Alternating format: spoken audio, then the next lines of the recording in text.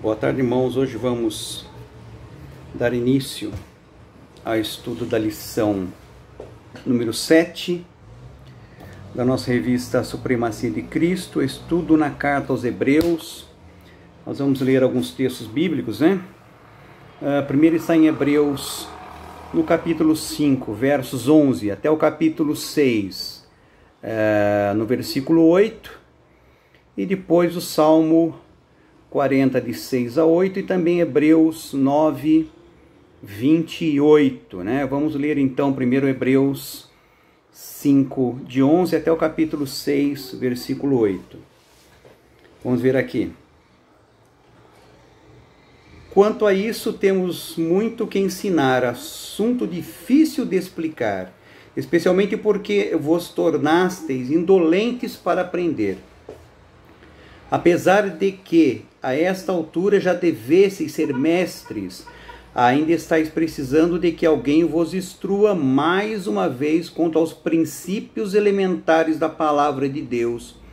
Voltastes a necessitar de leite, quando já devíeis estar recebendo alimento sólido.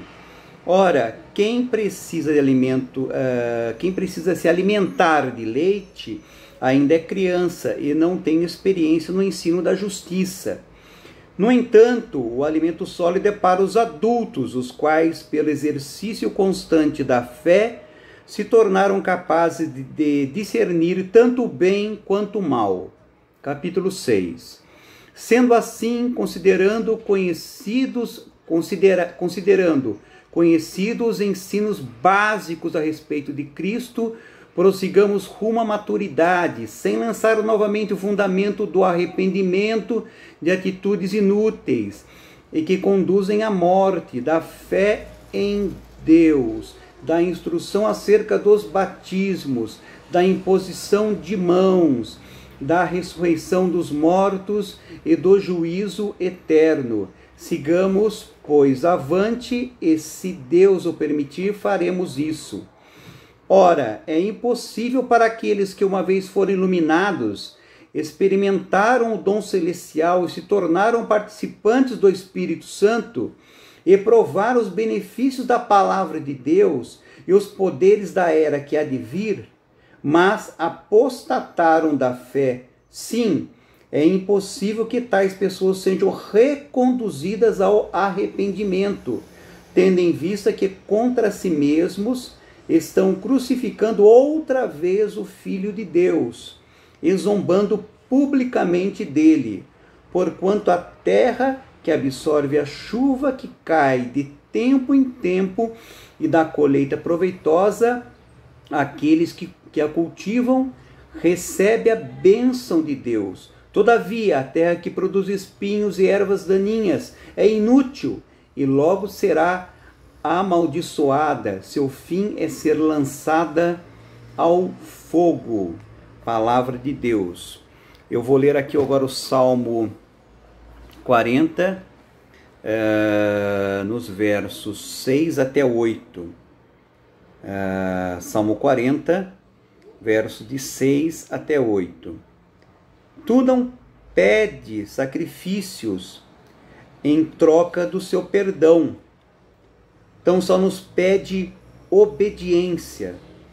Por isso eu tenho falado a ti, aqui me tens. Assim me ensinou a lei de Moisés. Deus meu, cumprir a tua vontade é a minha maior alegria. Teus ensinos os levo muito dentro de mim. Salmo 40, versos de 6 até 8. Bom, e também para completar aqui a leitura bíblica, nós vamos ler Hebreus 9, versículo 28. Hebreus 9, o versículo 28 do capítulo 9 de Hebreus, 9, 28. Assim também Cristo foi oferecido em sacrifício uma única vez, para tirar os pecados de muitas pessoas, e aparecerá a segunda vez, não mais para eximir o pecado, mas para brindar salvação a todos que o aguardam. Hebreus 9, 28. Muito bem.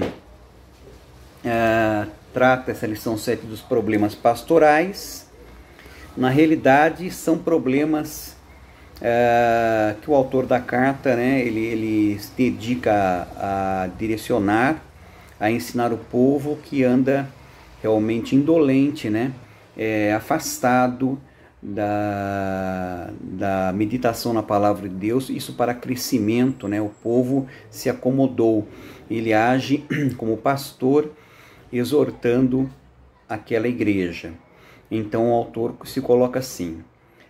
Muito bem, na parte primeira aqui, nós vamos ter que aprender com essa lição, e é importante a colocação aqui da revista na página 33 ainda, o alvo da lição.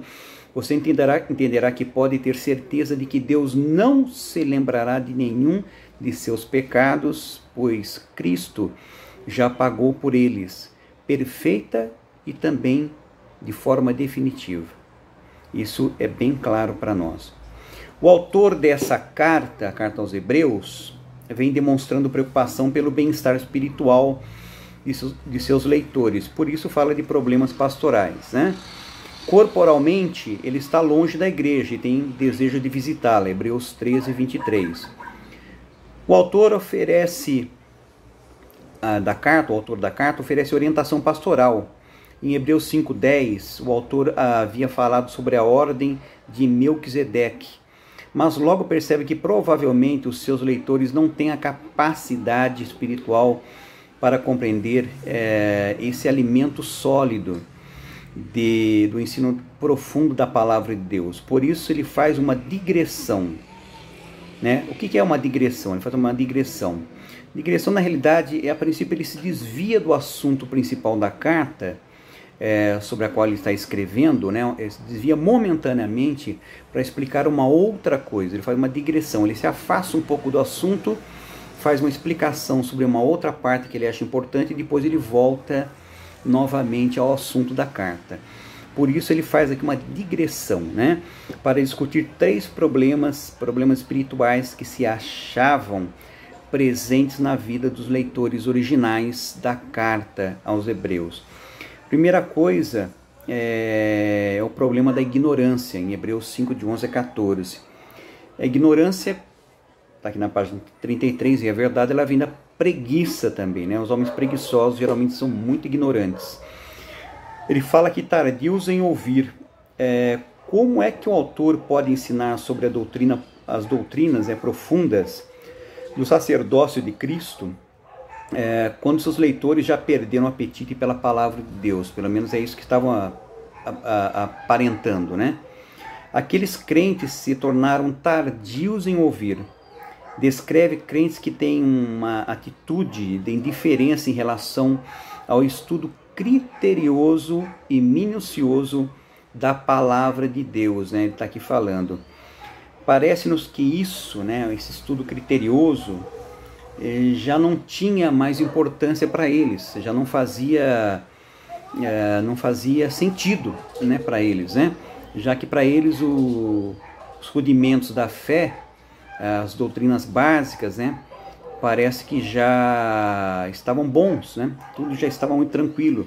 E o autor da carta gostaria de entrar em assuntos mais profundos sobre o sacerdócio de Cristo, mas eles eram tardios, né, como falou aqui no texto colocado, tardios em ouvir. Eles tinham dificuldade de compreender, né? Embora, como o autor coloca, né, da carta aos Hebreus, eles já deviam ser mestres na palavra de Deus, né? Ponto 2 aqui da revista, ainda na página 33. A ignorância leva à ineficiência, em Hebreus 5:12. Em vez de progredirem na vida cristã, os crentes tinham se tornado espiritualmente lerdos e mentalmente preguiçosos. Não eram crentes novos, mas deixaram de estudar com profundidade a palavra de Deus. Ainda na página 34, né, entramos aqui na página 34, estamos nesse ponto 2, ignorância leva à ineficiência, né? Aqui, no entanto, parece significar o ensino básico do Evangelho, porque são usadas em conjunto com princípios elementares. Então parece que são ensinos realmente básicos. Palavras comumente usadas, né, ou palavras comumente usadas para escrever o ABC de uma coisa. Leite significa as verdades básicas do Evangelho, conforme 6, de 1 a 2 de Hebreus. O alimento sólido que o autor quer apresentar é o sacerdócio de Cristo. E ele tem dificuldade porque eles mal, né, ficaram firmes na base, no alicerce, quanto mais tentar construir alguma coisa em um alicerce frágil, né? Ou seja, a desgraça é iminente. Quando você quer construir um edifício num alicerce onde você pode construir uma casa térrea, né? O alicerce é preparado para uma casa térrea e você resolve construir um edifício de 10 andares, a desgraça é iminente, né? Então eles tinham que se firmar realmente, né, na palavra para que o autor pudesse avançar ainda no conhecimento, no sacerdócio de Cristo, né? Isso é importante. Então ele coloca bem essas verdades básicas de Hebreus em 6, capítulo 6, versos de 1 a 2, ele coloca ali mais ou menos aquilo que se refere como base, né, como básico. Então vocês já deviam ter isso na ponta da língua e na ponta da vida, né, gravado na mente e no coração, mas infelizmente parece que não caminhavam bem e o autor não conseguia caminhar, dar passos mais adiante, né? No ponto 3 aqui, ignorância espiritual resulta em negligência, Hebreus 5, de 13 a 14. Criança literalmente incapaz de falar, né? Um nenê, uma criancinha, pelo fato de ainda não conhecer o ABC da fé cristã. Eles não têm condições de transmiti-la, é que o autor coloca, né? Não compreenderam a palavra da justiça, a doutrina, e por isso não podem distinguir entre o bem e o mal, ou a ética, né? O que é bom, o que é ruim. Mas isso não vem sem esforço. Eles não estavam entendendo. Suas faculdades precisam ser treinadas, né? Exercitadas, como numa aula de ginástica. O autor está falando de crentes que devem assumir responsabilidades de adultos, mas ainda estão usando a mamadeira da fé cristã. Será que isso acontece conosco? No ambiente eclesiástico que vivemos, na igreja que vivemos, né? Eu já vi muita coisa, não me refiro sempre ao local onde estou, eu sempre me refiro a experiências que passei, porque eu acho que é mais viável sempre. Embora você viva até experiências do momento atual, você tem que melhor reportar aquilo que já se viveu no passado. E você vê pessoas, né? E às vezes percebe em você mesmo, né, a própria imaturidade, né? No agir e no se conduzir diante da palavra de Deus, diante da igreja e diante do mundo. Às vezes você acha que é tão, né, espiritual, mas quando quando é colocado à prova, você percebe que o quanto você às vezes dá uma bela chacoalhada e percebe que o alicerce, né, da construção está bem abalado. Então é importante ter o alicerce bem firmado. Melhor que você esteja bem firmado nas doutrinas básicas, conhecendo e vivendo cada uma delas, né? Vivendo cada uma delas, para que você possa edificar coisas mais altas, né? Mais excelentes, mais substanciosas, né? Porque é importante dar um passo depois do outro. Você quer dar 2 passos ao mesmo tempo, geralmente vai cair, né? E é importante que o alicerce esteja posto, né? Estejamos com o pé firmado na rocha que é Cristo. O pé firmado ali, como aquela casa que vem a tempestade e bate e a casa não cai. Então o crente tem que estar firmado na palavra de Deus, aí, vivendo a palavra.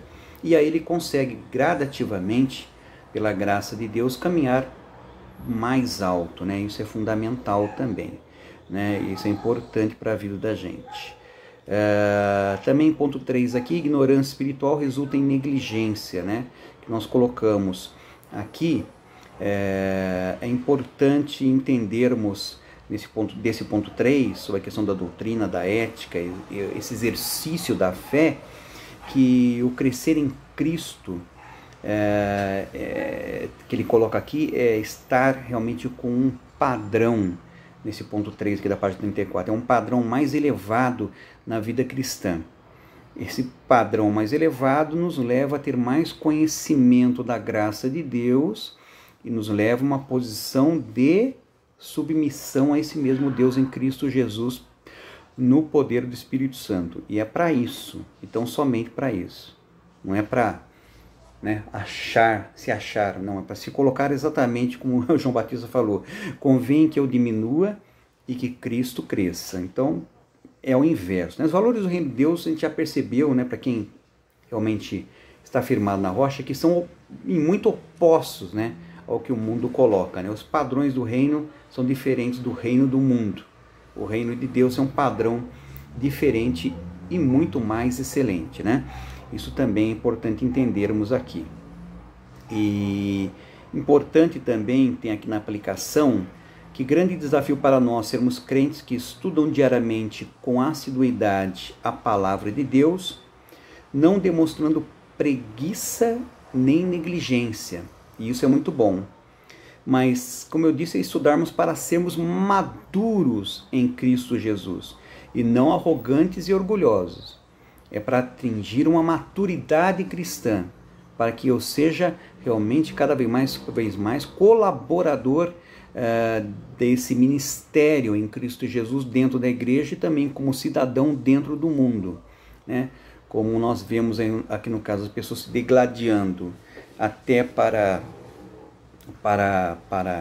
coisas simples, vimos aqui nas eleições, agora a questão da vacina, a questão da compra disso, daquilo, de insumos no governo, ou aquele que queria o poder e não foi eleito, aquela briga toda por poder humano, aquela coisa que vai e volta, um não quer fazer isso para não dar crédito a outro, e essa questão pelo qual o mundo gira, e às vezes até o mundo que se chama de mundo cristão. E isso é ruim, porque na realidade é importante entender e sempre ficar bem marcado que quando a igreja, só um detalhe, um parênteses, vou fazer uma digressão também aqui, vou me afastar um pouquinho do assunto só para colocar uma coisa importante para a igreja. Quando a igreja se aproximou do poder dos homens, do poder terrenal, ela se corrompeu. Em todos os momentos que a igreja se juntou ao poder dos homens, ela se corrompeu na história. Então o crente tem que ter uma posição equilibrada diante da história, até como crente maduro na fé. O crente se coloca da seguinte maneira: o que é correto, seja de A ou de B, se aplaude. O que é ruim, criticamos. Não temos partidarismo, nós não vamos nos envolver da maneira de arrumarmos compromisso com A ou com B. Não, temos compromisso com a verdade, e com o caminho, a verdade e a vida, que é Jesus. Esse é o nosso compromisso, como crentes maduros. Com essa maturidade caminhamos bem, mas quando nos envolvemos com A ou com B, tomamos partido, nós realmente nos dividimos e estamos fadados também a cair e a nos corromper também. O nosso vínculo, o nosso andar é com Cristo Jesus, é na graça de Deus, no poder do Espírito Santo. E é isso que nos basta, Para finalizar essa digressão aqui no caso, é importante entendermos que a igreja não deve tomar a forma do mundo. Não se conformeis com o mundo, não tomar a forma do mundo. Tem que tomar a forma do varão perfeito, que é Cristo. No ponto 2, na página 34, o problema da imaturidade, Hebreus 6, de 1 a 3. Alimento sólido é para os adultos, Hebreus 5, 14. Precisamos progredir para a maturidade. Ignorância leva à imaturidade. Começamos com os princípios básicos da doutrina de Cristo, que são de suma importância, já falamos, né? Para o início da vida cristã e para a manutenção dela também. Mas uma vez que temos esse alicerce bem firmado, né, não há necessidade de repetir o processo, lançar de novo, né, o outro fundamento. Não, já está lançado o fundamento. Então temos que buscar o alimento sólido, tá? Continuar crescendo. Isso é importante. O conhecimento dos princípios básicos é a porta para o progresso e o trampolim para a realização. Aqui vemos 6 aspectos importantes do ensino cristão, que são enumerados aqui na página 35. Eu inicio. Primeiro, arrependimento de obras mortas. A mensagem de arrependimento era uma parte essencial do ensino de João Batista, do Senhor Jesus também e dos apóstolos. Jesus iniciou seu ministério pregando o arrependimento, Marcos 1,15. No Apocalipse, né, no final das coisas, no fechamento de toda a história da humanidade, é a verdade, quando o Senhor, através de João, deu a última mensagem à igreja, chamou seu povo ao arrependimento. Apocalipse 2,5, 16, 22 e 3, de 3 até 19. Isso é importante. Arrependimento é a base de uma vida que está diante do altar do nosso Deus. Arrependimento é a base de uma vida diante do altar. 2. Fé em Deus. O aspecto positivo da fé, ou de fé, deve ser enfatizado. Arrependimento de e fé para com são elementos inseparáveis do Evangelho. Repetindo, o aspecto positivo de fé deve ser enfatizado. Arrependimento de e fé para com, né? São elementos inseparáveis do Evangelho. Arrepender-se e tomar a devida atitude para com esse arrependimento também é importante. Arrependeu, você tem que tomar atitude depois do arrependimento. Deve agir, né, em direção ao arrependimento que você demonstrou. Isso é importante também. 3. Batismos. No grego se refere a lavagens, colocado aqui pelo autor da lição. Fala do autor da lição. As várias lavagens praticadas no judaísmo. Mas aqui no final, mas parece que o contexto de Hebreus favorece a abluções. Que são abluções? Em Hebreus 9:10. E a diferença entre elas, ou seja, entre o batismo cristão, né? Há uma diferença aqui no caso. As abluções são cerimônias de purificação por meio de água, muito praticada pelos judeus, né? E também na época de Jesus, muito comuns. Então, é importante que entendamos bem essa questão. Mas, quando fala de batismos, né? Mas também da importância do batismo, sim, podemos inferir isso, esse conhecimento, porque aquele que crer, seja batizado. Está em Marcos, se me falha a memória. Aquele que crer, seja batizado. Você creu? Deve ser batizado. Isso é uma base da nossa fé. É o princípio básico de quem crê. O ladrão da cruz, que realmente teve encontro com Cristo ali, no seu último momento, ele não teve tempo de ser batizado, mas ele creu, né, pela graça de Deus. Pela graça de Deus ele creu e foi recebido pelo Senhor Jesus. E como disse Jesus, hoje mesmo tu estarás comigo no paraíso. Não teve tempo de ser batizado. Então, no caso dele, não é o batismo que salva, mas quem crer e tem tempo e tem possibilidade, deve ser batizado. Ok? 4. Imposição de mãos. Na prática judaica estava vinculada à transmissão de uma bênção. Na igreja se tornou um rito em relação à ordenação ministerial, ou ordenação ao ministério, conforme 1 Timóteo 4,14 ou 2 Timóteo 1,6. Imposição de mãos para abençoar. Basicamente, a imposição de mãos para abençoar. Tem uma relação direta com a transmissão ou a iniciação de um ministério, né, ordenação ao ministério, mas tem um sentido básico de imposição de mãos para abençoar, né, também. Ressurreição dos mortos, aqui no ponto 5, a morte não é o fim. Muito bom. Simplesmente destaca a conclusão da vida física que temos de viver para Deus neste mundo. Para os crentes, o melhor ainda há de vir. Amém, isso é verdade. A essência do Evangelho está em 1 Coríntios 15, de 3 a 4. Os pregadores do Novo Testamento nunca mencionam a morte de Cristo sem incluir, e isso é importante, a sua ressurreição, conforme Atos 23, 6. Morte e ressurreição, para os cristãos, são duas coisas que andam juntas, né? Como assim?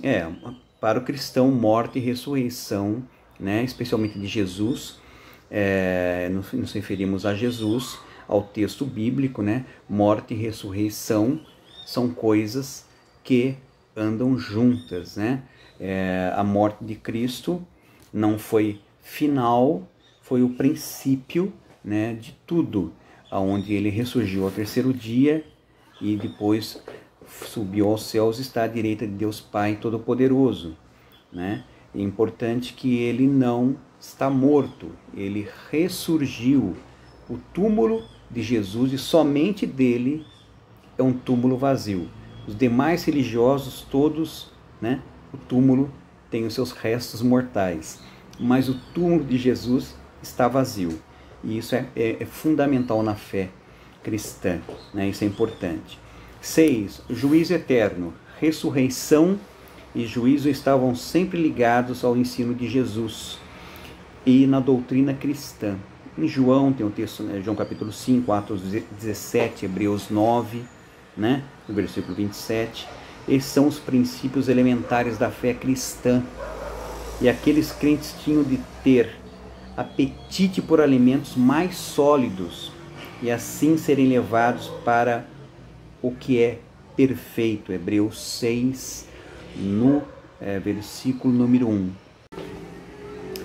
No ponto 3, aqui na página 35, o problema da apostasia. Hebreus 6, de 4 a 8. Essa é uma passagem, digamos que difícil da carta, e tem dado espaço para muita polêmica através dos séculos, mas eu entendo aqui que, embora o autor não tenha sido da carta aos Hebreus, não tenha sido assim claro, se fala daqueles que creram, estão na igreja, ou se refere aos judeus, né, do tempo de Jesus ou do passado, eu creio que ele aventa aqui uma possibilidade, deixa uma possibilidade, mas eu vou ler aqui o que o autor coloca na página 36. O problema principal é se o escritor está dando, o escritor de Hebreus, né, tá? Está dando a entender que um cristão pode cair tão longe da graça a ponto de ser culpado do pior delito possível contra o Filho de Deus? Se a resposta for sim, como explicaremos aquelas outras passagens que enfatizam a segurança eterna do crente? João 10, 28 e 29, né? Há outras passagens também que eu já vi na Bíblia, não vou citá-las agora, tenho até anotado na minha Bíblia, que também dá a entender que o crente possivelmente possa realmente se afastar muito da graça a ponto de deixá-la. Mas, como não há uma clareza, né, especialmente nesse texto aqui de Hebreus, vou continuar aqui com a palavra do autor também da revista, né? Ele fala que o autor, né, da carta aos Hebreus mostra como uma pessoa pode progredir na religião, mas não chegar a uma fé total na pessoa e na obra de Cristo. Ele coloca aqui: os destinatários da carta, sendo judeus, podiam ter uma experiência de Deus sem ter uma experiência verdadeira cristã. Por meio das festas judaicas, né, ele coloca aqui, do tabernáculo, dos sacrifícios, eles vivenciaram algum tipo de experiência com Deus, mas não experimentaram a experiência salvífica em Cristo Jesus. Deus se revelou de várias maneiras, mas a revelação final foi através do seu Filho Jesus. Hebreus, no capítulo 1, verso 2, né? É importante. Eu sempre digo que seguro sempre estará se em Cristo sempre estiver. Cristo é a real segurança.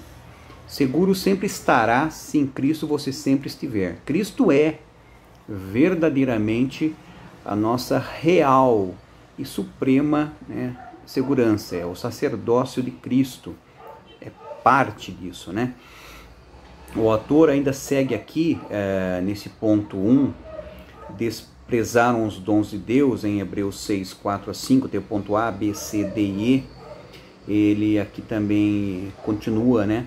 A princípio, o autor da revista, né, segue aqui a linha do seu raciocínio, como se o autor da carta, em tese, estava realmente, o autor da carta aos Hebreus, ele estava realmente se dirigindo, se referindo, né, aos judeus do Antigo Testamento e também aos judeus dos tempos de Jesus, né?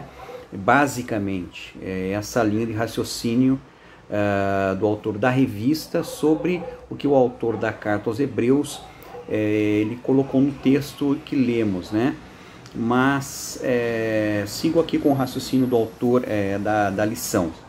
Ponto 1, desprezaram os dons de Deus, Hebreus 6, 4 e 5. Foram iluminados no sentido de conhecimento comum de Deus, né? Como judeus, no Antigo Testamento a palavra tem significado instruído, né?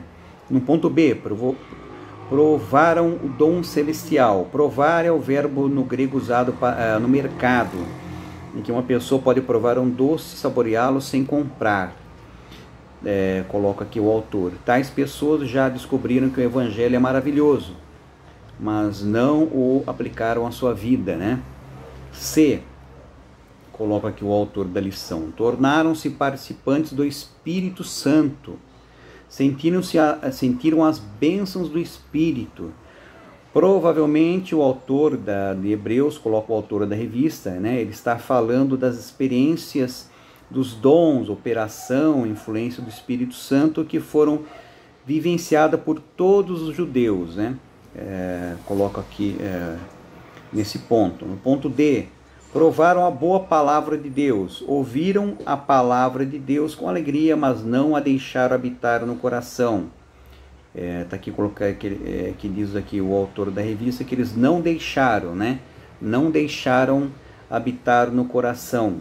Mateus 13, 20 até 22 e Colossenses 3, 16. Provaram os poderes do mundo vindouro. Os poderes são os milagres de Jesus, experimentados pelo povo judaico da época de Cristo. E aqueles que o testemunharam já provaram os poderes do futuro, né? Então diz que o autor coloca, da revista, o autor coloca que se refere aos milagres de Jesus, né, no tempo que ele estava como Emmanuel, Deus conosco. Então ele faz essa referência aí, seguindo o seu raciocínio, né? No ponto 2, na página 37, isso aqui nós colocamos: rejeitaram o Filho de Deus, Hebreus 6,6. Trata-se dos que publicamente rejeitaram aquele que deu a vida para a redenção deles. De novo, ele está sendo desprezado e o mais rejeitado entre os homens. Aqui marcou o texto de Isaías 53, no verso 3. Aqui no ponto 2 ele coloca isso na página 37. No ponto 3, ainda na página 37, perder o direito da bênção de Deus, né? Hebreus 6, de 7 a 8. O autor, ao usar uma parábola, o autor de Hebreus, ele coloca aqui, o autor da revista coloca aqui o autor de Hebreus, ao usar uma parábola relacionada à agricultura, segue o Antigo Testamento, Deuteronômio 29, 18 a 28, e Isaías 5, de 1 a 7. É uma parábola de dois campos para mostrar dois tipos, né, de pessoas.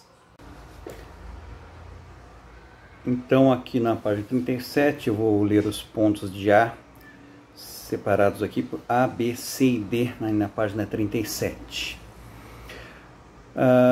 Os dois campos pertencem ao mesmo dono. Deus é o dono, criador de todos. Os dois campos recebem o mesmo tratamento.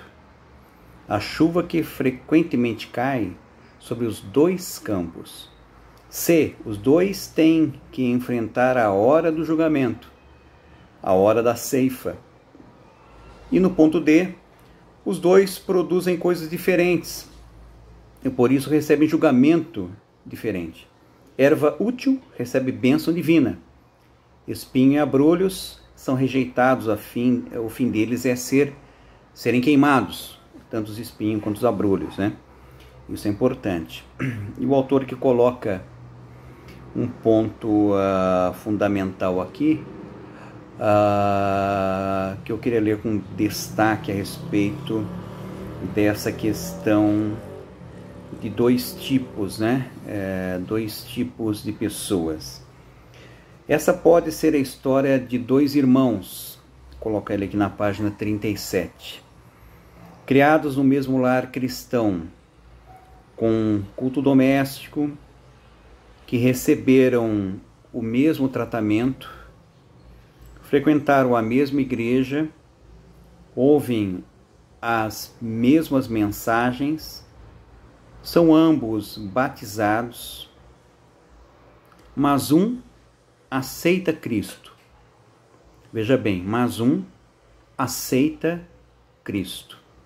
E o outro, no fim, rejeita. E o outro, no fim, ele rejeita. Um aceita e o outro rejeita. Provavelmente esse trecho fala de pessoas que demonstram todos os sinais de um crente verdadeiro, mas de fato nunca nasceram de novo pelo Espírito Santo. É a parábola do semeador, né? Que Jesus coloca muito claramente ali, ele apenas a princípio ele coloca, depois ele explica a parábola, né? Lá em Mateus 13, de 3 a 9 e também 18 a 23, é a verdade de Mateus 7, 21 e a verdade de Mateus 7, 21. Deixa eu ver aqui esse texto de Mateus importante aqui, 7, 21, para ler sem deixar passar. Mateus 7, 21, com uma referência aqui de leitura importante, entre outras, né? Entre outras, mas deixa eu pegar aqui o Mateus 7, 21. Mateus 7, 21. Nem todo aquele que diz a mim, Senhor, Senhor, entrará no reino dos céus, mas somente o que faz a vontade de meu Pai que está nos céus. Vou repetir.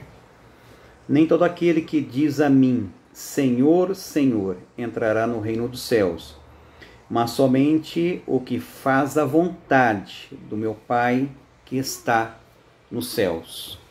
Então, a conclusão é importante entre um que aceita Cristo e o outro que no fim rejeita, embora sejam oriundos do mesmo local, da mesma família, dos mesmos ensinos, da mesma educação, da mesma formação, mas depois caminhos opostos, né?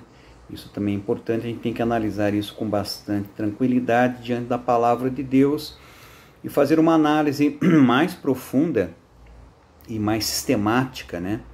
E como diz o texto aqui no caso, onde está aqui, importante que colocou, deixa eu ver aqui o termo, um estudo criterioso aqui na página 33, né? E minucioso da palavra de Deus, para que essas questões, né, fiquem bem firmadas, né, alicerçadas na nossa mente e coração. Por isso é importante um estudo de referência, buscar uma obra realmente de um bom autor, né, para que você possa ter a referência, uma orientação, porque o crente deve livremente analisar, né, e meditar na palavra de Deus, entendendo que o Paráclito, né, o Espírito Santo é suficientemente capaz de encaminhá-la a toda a verdade, que Jesus é a verdade, né, o caminho e a vida.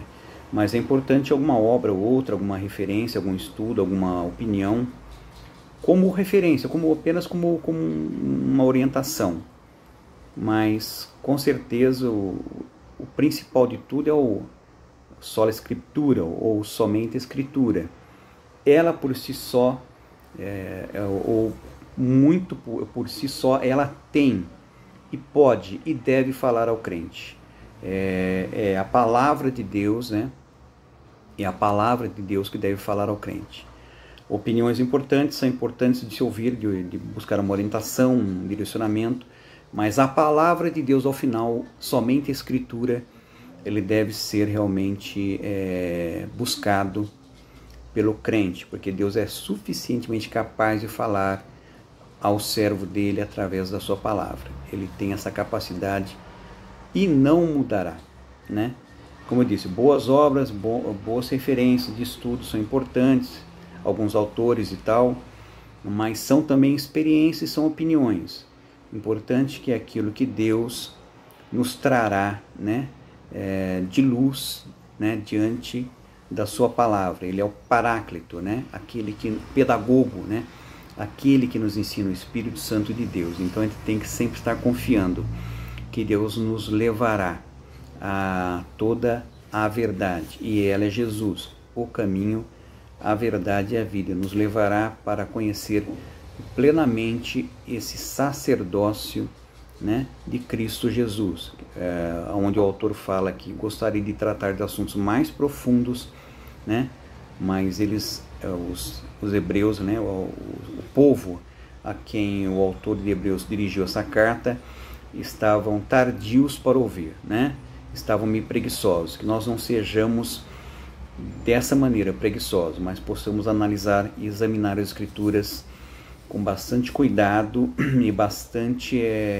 constância, né, em nossas vidas. E aqui, para concluirmos, né, essa é uma lição, na página 37 ainda, a conclusão. Essa é uma lição difícil, mas não podemos fugir do seu desafio principal, a necessidade de ser crentes, firmados no estudo constante da palavra de Deus, sabendo que, tem isso aqui em Judas, versículos 24 e 25, aquele que é poderoso para vos guardar de tropeços e para vos apresentar com exultação, imaculados diante da sua glória, ao único Deus, nosso Salvador, mediante Jesus Cristo, Senhor nosso, glória, majestade, império e soberania, ante de todas as eras, e agora e por todos os séculos. Amém. E também nós dizemos amém a esse texto da palavra de Deus em Judas, no versículo 24, nos versículos 24 e 25. Amém. Assim seja na nossa vida, né? Que nós sejamos crentes suficientemente maduros para sermos portadores de bênçãos, né? Portadores da graça e da glória de Deus, né? Não imaturos, querendo a todo momento criar dificuldade por causa dessa imaturidade, sendo respondões, né? Mal-educados, né? Mal-educados. Porque tem crente mal-educado também, viu? Tem sim, bastante, viu? Eu acho que tem mais mal-educado como crente do que não crente, às vezes. Às vezes pessoas que não demonstram, não apresentam fé nenhuma, que tem muito mais educação do que alguns. E nisso a gente deve vigiar também. O crente equilibrado, né? Promotor da comunhão, dando importância a seu irmão, realmente tratando as pessoas com igualdade, não fazendo acepção de pessoas, não sendo respondões ao menor sinal de achar alguma coisa que alguém falou, querer já buscar os meios para responder àquela pessoa, né? E às vezes, no caso, a tentativa daquele outro irmão de trazer uma outra informação, e aquele irmão, né, imaturo levou aquilo para um lado ruim, imaginou coisas que não eram a verdade, acabou ferindo aquele outro irmão que tentou se comunicar com ele, né? Então é importante que a gente tenha esse equilíbrio, né? Equilíbrio como crente, sendo respeitosos, né? Amáveis, não caluniadores, não detratores, não maledicentes, né?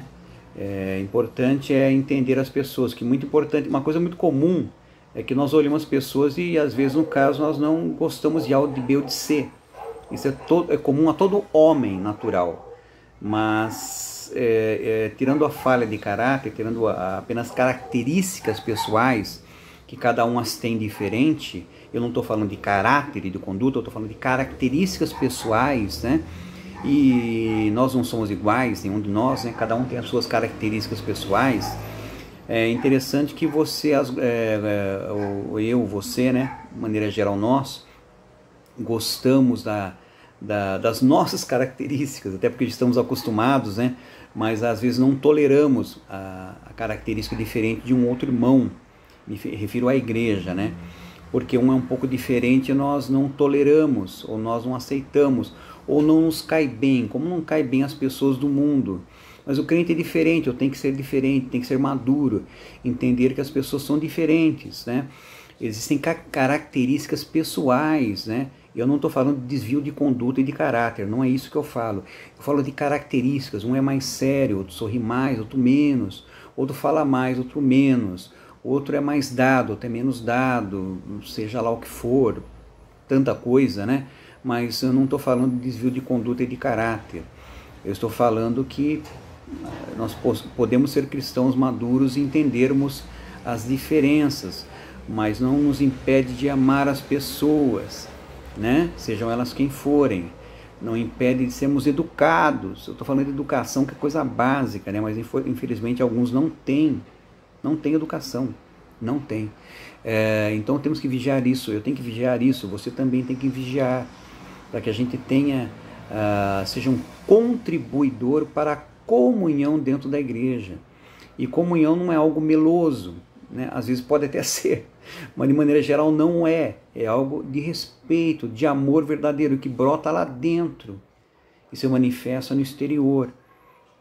Também vai na direção do abraço, do carinho, de uma palavra amiga, de um apoio, mas também no respeito, né? Também na consideração àquele outro irmão na fé, embora ele possa ter características diferentes das minhas. Então a gente tem que ser cristão maduro, isso também pede a lição, essa maturidade, para que a gente possa também ser promotor dessa comunhão em Cristo Jesus, né? Cristãos maduros promovem comunhão. Cristãos imaturos promovem divisão, né?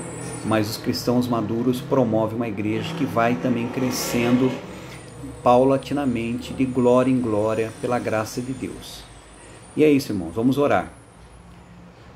Senhor Deus e Pai, eu te agradeço por essa lição, que o Senhor possa abençoar essa palavra de uma maneira que venha falar aos nossos corações, que venha nos despertar para sermos realmente cristãos maduros, não preguiçosos, não indolentes, mas que queiram examinar a Tua palavra com cuidado, realmente com constância, para crescermos na fé em Cristo Jesus, para que cresçamos como igreja também, cresçamos na comunhão e que possamos realmente propagar o Teu reino de uma maneira individual, mas também coletivamente na igreja, como uma igreja que se ama, e por isso as pessoas que se achegarem naquele ambiente de culto também possam ver a Sua graça e seu amor reinando naquele ambiente e também reinando em nossas vidas. Eu te agradeço, Pai, pelo nome santo e precioso de Jesus.